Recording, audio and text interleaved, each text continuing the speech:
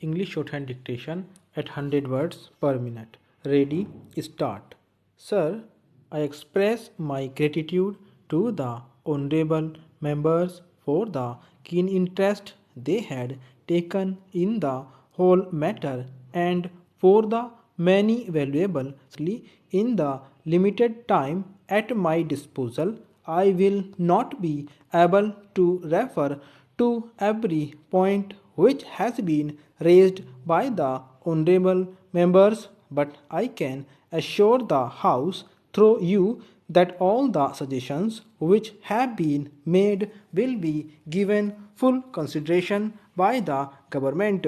I would like to take up some common points which have been stressed by a very large number of my honorable friends here. The first point that has been stressed by a very large number of members deals with the question of the care of expectant mothers and the care and particularly the nutritional care of smaller children up to the age of 6. There is no doubt that this is the most important period in the life of any human being, and any lack of effort in this age group can have very serious consequences when the child grows into adulthood.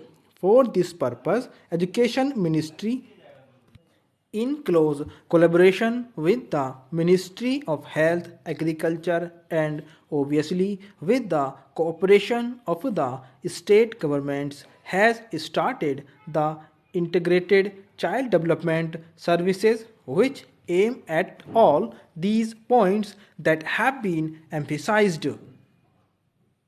The concept of integrated child development services has been explained by us before, but I would crave your indulgence to explain again in a few minutes the main concept of the integrated child development services.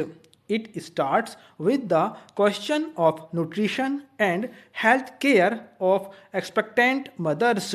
Then there is a full-fledged program of immunization which certainly includes the triple vaccination. Along with this, there is the question of regular health checkup, referral services, nutrition supplementing measures, and the diet and preschool non-formal and informal education.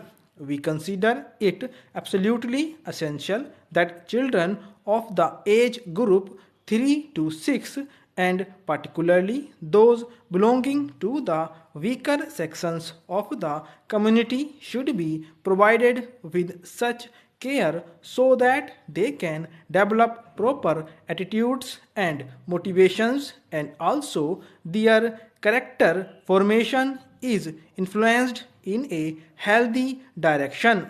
For this purpose, we propose to set up centers as far as possible in close proximity of a primary school to involve elder children, especially girls, to participate in the looking after of the younger babies as a part of their work experience. It would provide them with adequate training to learn about how to look after children and younger babies. It would also provide assistance to the center's workers, and a full-fledged training program of the workers has been undertaken because this was a new scheme and because it involved the cooperation of a very large number of agencies. It was felt that let the systems be worked out in a small number of blocks, and we have chosen 35 blocks. 20 of these are rural blocks, 10 are in tribal areas, and 5 in urban slums. This program is being tried out and government would like to expand this scheme to a very large number of other blocks so that we are able to cover hopefully by the 7th plan period every block in the country. This is an important scheme whereby the problems of the rural children and the children belonging to the weaker sections of the community would be looked after from the point of view of health, from the point of view of immunization, and from the point of view of what may be called preschool education or attitude formation and so on. This program, I am glad to say, has evoked proper response. We invited the medical colleges, and I am glad to say that 27 medical colleges have responded to our invitation.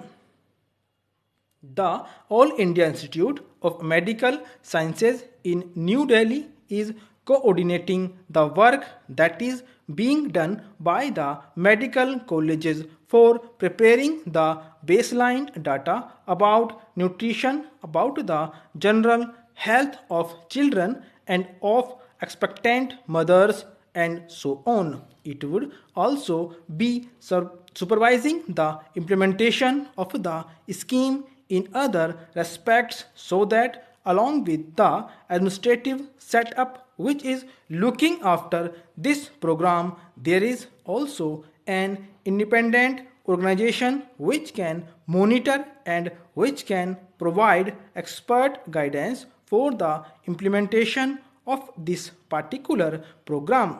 We have also insisted that in each village there should be women organization formed because without involvement of the women of the villages and the localities concerned, no worthwhile program for children is likely to succeed. The progress so far in this regard has been on the whole satisfactory, although I would like greater emphasis being placed by the state government on the setting up of women organizations in each of the villages.